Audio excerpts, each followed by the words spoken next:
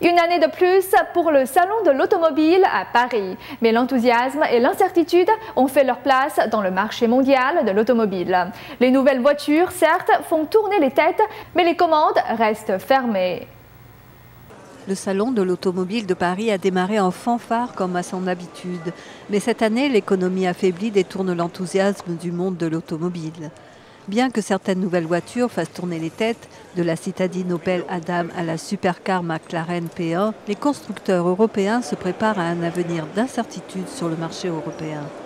Les défis de l'emploi et les ventes faibles portent préjudice au secteur européen, tandis que le reste du marché automobile mondial a connu une certaine croissance ces derniers temps. La baisse de la demande signifie une trop grande capacité de production. Les constructeurs s'accrochent dans l'espoir d'une reprise. Mais même les efforts impopulaires comme la fermeture d'usines d'assemblage n'ont pas suffi à améliorer la rentabilité. L'auteur de Engine of Change souligne l'état d'esprit différent du salon de l'automobile de cette année.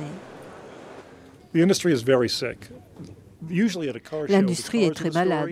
Habituellement, dans un salon automobile, les voitures écrivent l'histoire. Cette année, c'est l'économie qui dirige l'histoire. Il y a une trop grande surcapacité au centre du marché. De ce fait, des entreprises telles que Renault, Opel, surtout Peugeot et Fiat, ont tous trop de voitures et trop peu d'acheteurs, particulièrement à cause de la récession économique qui semble s'installer.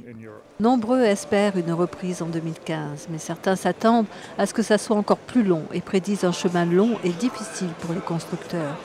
Mais certains, dont le PDG de Renault, Carlos Ghosn, espèrent qu'une augmentation des ventes dans le monde entier compensera la crise européenne. C'est une crise dans l'automobile en Europe.